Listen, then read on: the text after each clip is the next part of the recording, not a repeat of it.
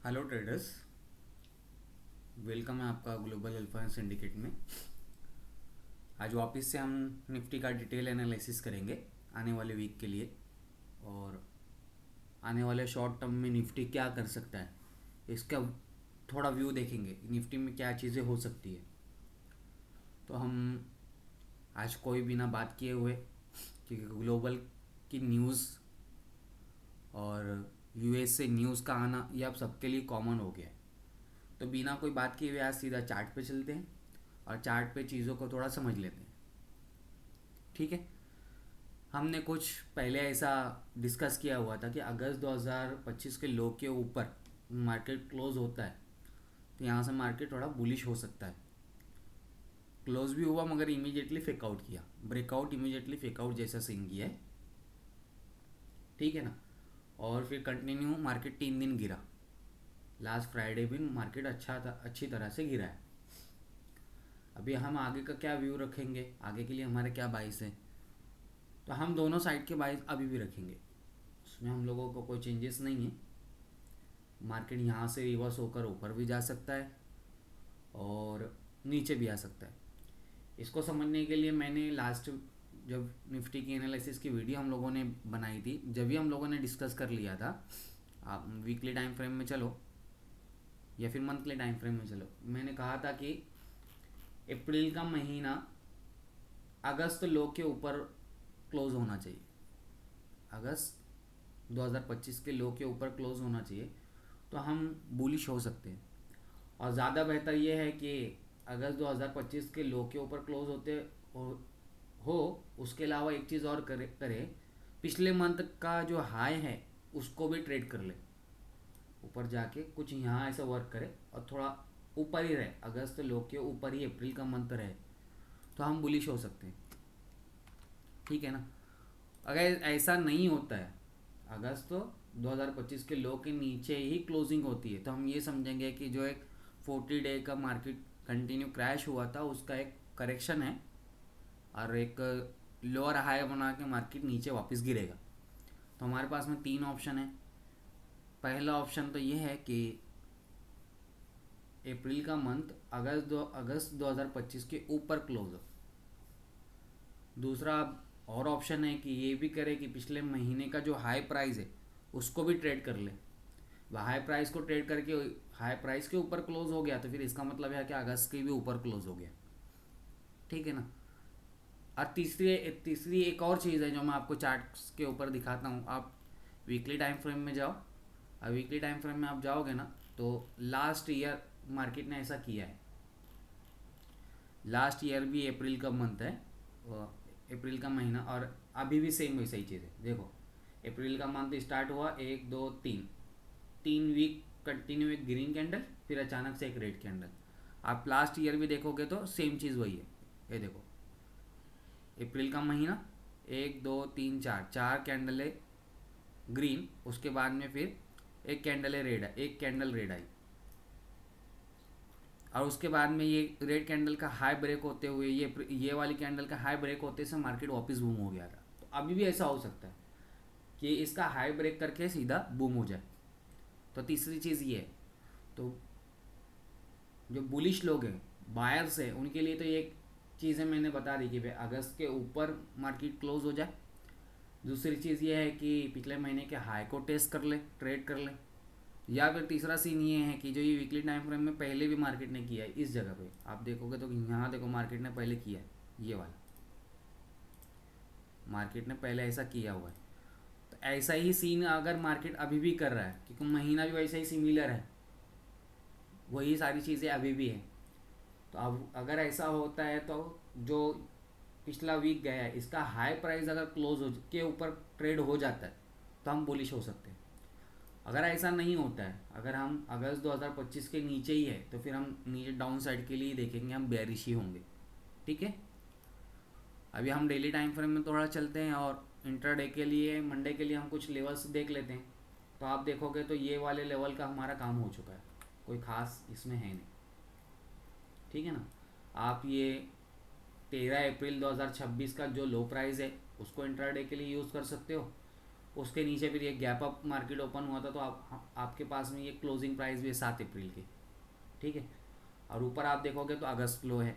और इंट्राडे के लिए जो प्रीवियस डे का आपका जो हाई का प्राइस है, ये रेड कैंडल की हाई है, आप इसको भी ऐड ऑन करके रख सकते हो इंट्राडे के लिए।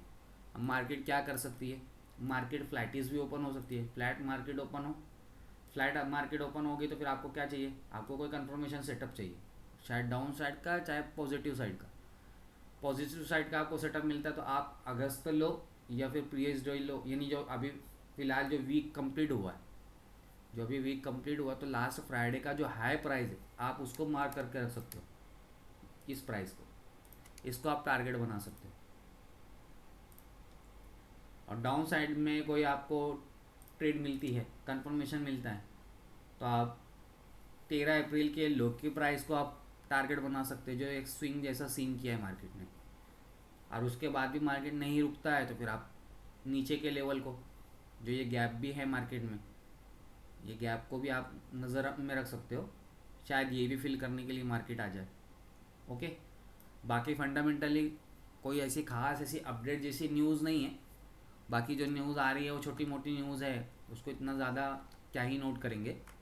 तो फंडामेंटली भी ऐसी कोई खास न्यूज़ नहीं है, बस मार्केट का जो स्ट्रक्चर है, प्राइस एक्शन है, हम उसी को फॉलो करेंगे। बेरिश रहना है तो अप्रैल का मंथ अगस्त 2025 के लो के नीचे क्लोज हो, हम और ज़्यादा कंफर्म हो जाएंगे बेरिश साइड में कि ये ब्रेकआउट इमीडिएटली फेकआउट करके ट्रैपिंग किया है और नीचे ही आना चाहते हैं।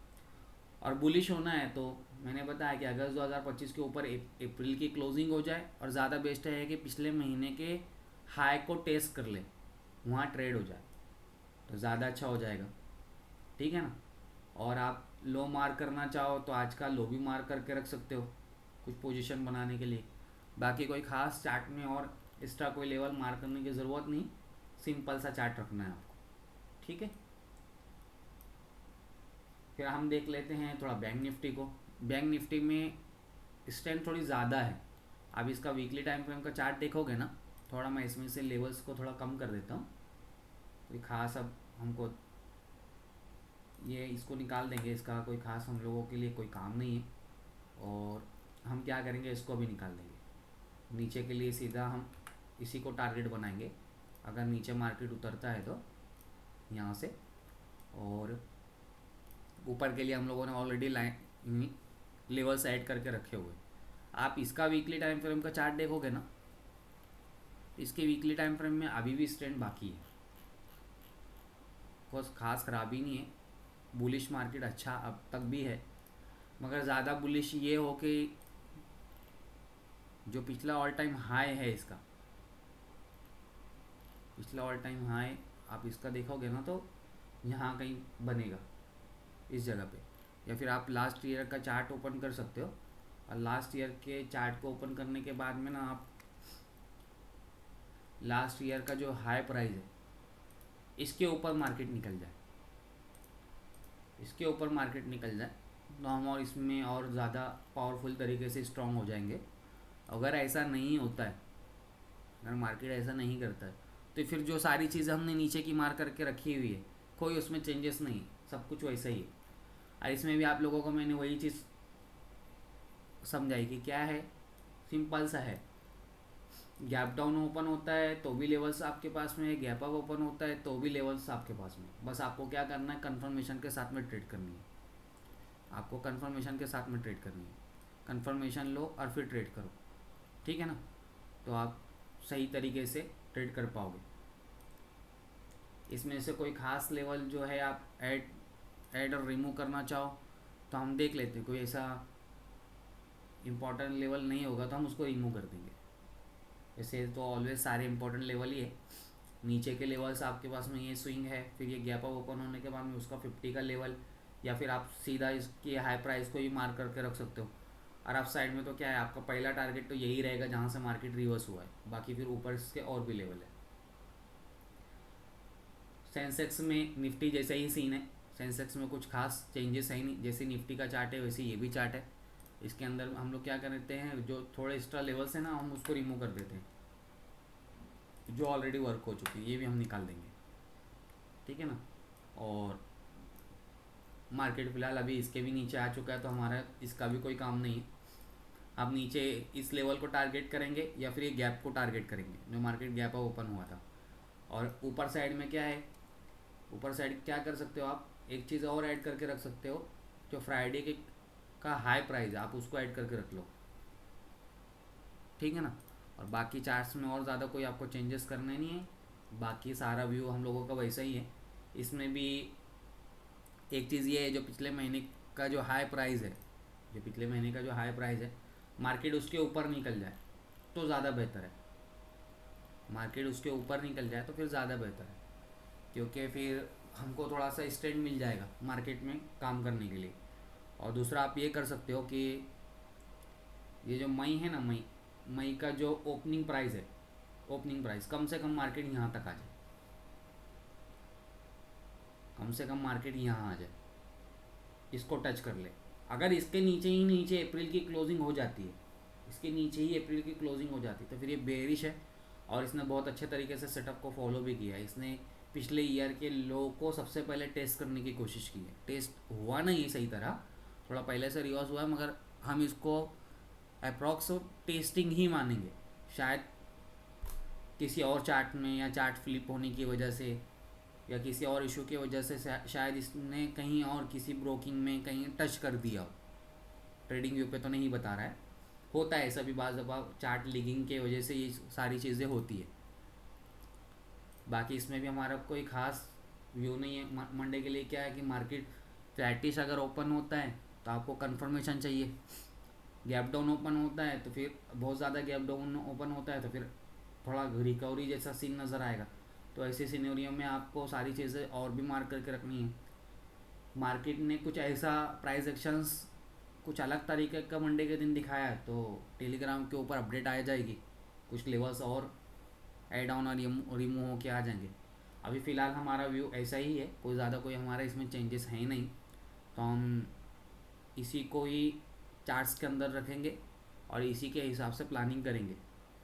फ़िलहाल हम ना बहुत ज़्यादा बुलिश है, बुलिश तो मैं भी बुलिश होना चाह नहीं रहा हूँ, मैं तो चाह रहा हूँ कि नीचे ही आए।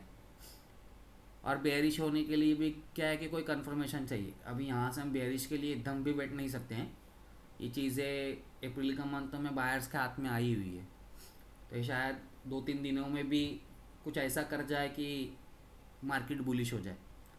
हमको दोनों साइड के बाइस रखने हैं और दोनों साइड के बाइस रख के ही काम करना है, ठीक है। तो आई होप आपको सारे लेवल्स अच्छी तरह समझ में आ गए होंगे और सारी चीज़ें अच्छी तरह समझ में आ चुकी होगी। आपको अब सेम टू सेम ऐसी चार्ट्स के ऊपर आपकी लेवल्स की मार्किंग करके रखना है और कंफर्मेशन के साथ में ट्रेड करना है। तो आज के लिए बस करते हैं, टेक केयर। किसी मंडे के दिन कोई प्राइस एक्शन बनेगा, कुछ लेवल्स में कुछ रिमूव और ऐड करना होगा तो मंडे के दिन नई अपडेट कर दी जाएगा। अभी फ़िलहाल के लिए यही, जब तक अपना ख्याल रखें, बाय बाय।